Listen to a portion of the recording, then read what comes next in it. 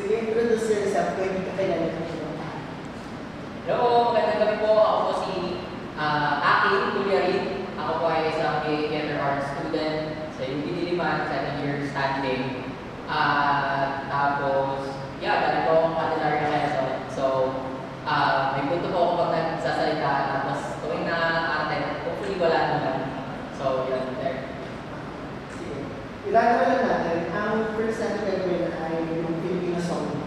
Then your mga Filipino modeling. Tapos, tatry namin magpalit ng isang external. So, ang kakataito po ngayong gabi ay Ikaw Lang Ang Mamahalin na simulan ni Luyo Campo at inawit ni Joey Albert.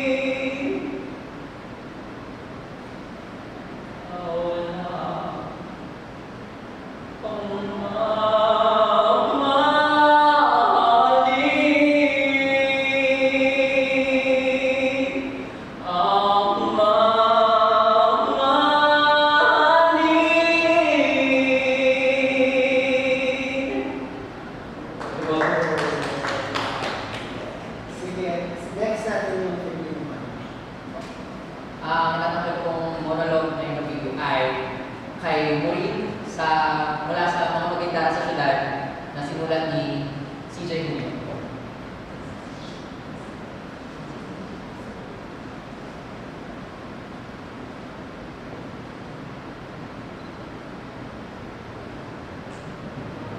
Oo, isang buwan! Isang buwan, pero isang buwan na naman sa ibang lugar. Isang buwan sa Bulacan, isang buwan sa Caloocan, sa Pampanga, at isa pa, tapos isa pa ulit, tapos isa pa.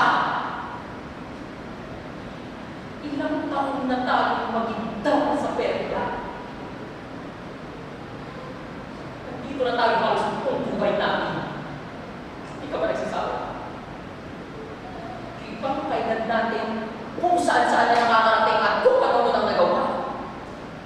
Sige na. Nasa ibang bansa na. Ayos lang sa ilan ko.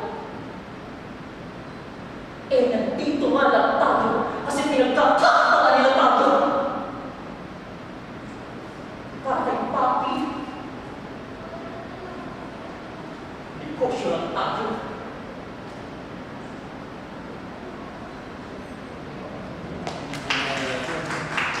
Sige, try natin. Yung kasama. Try natin yung first line yung kasama. Yung mahusay ko kung kasama ko. Until hanggang sa pangalan ko. Hanggang dun sa pampang ng buhay. Tapos to give context, kasi ito yung scene, di ba si Senyo, pati si kasama, pumunta sila sa lawa. So nasa balsa sila, dahil yung balsa ay babagsakan na, kailangan may umalis sa isa. Sabi ni Senyor, si kasama na lang daw, kasi since magaling naman siya, ito naman. So magaling naman yung isa. Sa akin.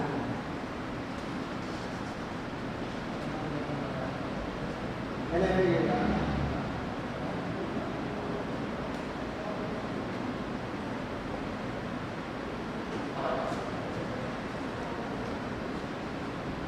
Mahusay po, mahusay. Ngunit hindi kaya makakalago ngayon. Pinapagawa na mga inasikaso ko kanina. Kaano lang pag-asa ng bago ng pangpang ng buhay? Sige. Try natin aking, balikan natin ulit yung context. Like, lakas talaga ng alon. Like hard. Lakas ng alon. Tapos, gusto ko na talagang paalisin ni Senior. So, paano mo i-justify na magaling ka nga lumangoy, pero hindi talaga. Paano mo i-justify sa kanya? Tapos bumabagay po. Parang ganun yung feel. Sobrang lakas ng alon.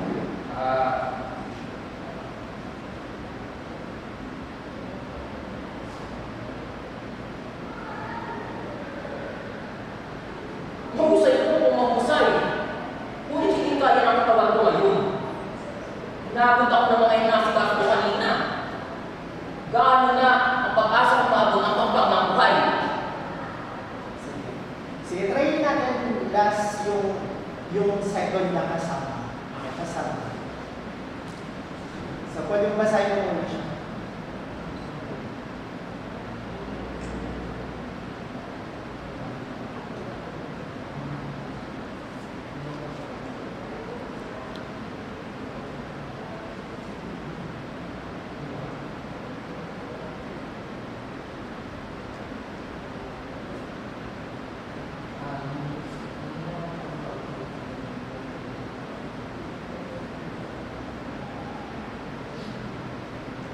Tapos yung context naman nito, aking, nakapunta ka na siya. For some reason, di ba, bigla ka lumangoy talaga. Tapos nakarating ka sa pangka. Ito na yung scenario. Whenever you're ready.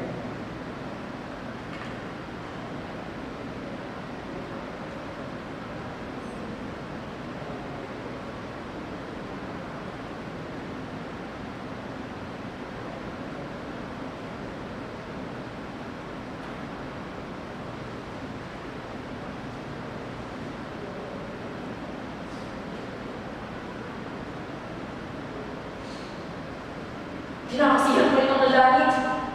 Akala ko gusto na lakas ko. Punta kayo maglaban ng lalo. Nangumpas sa bako at naglaban ko ng umirat. Napatagon ako. Mas pampang na ako. Ano ba ng Diyos? Salamat sa inyo sa inyong manalangin. Ang hinaman ako ng kaunti. Nalalo na si Kura. At tumigil ng kanya kung ang buko. Narito ko at itas sa walang pahalid.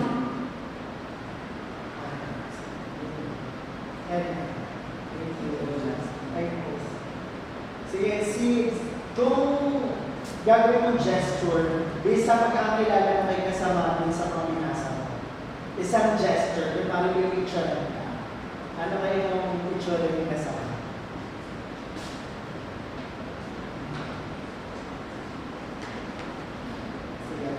Ayan na yung camera. 1, 2, 3, go. Never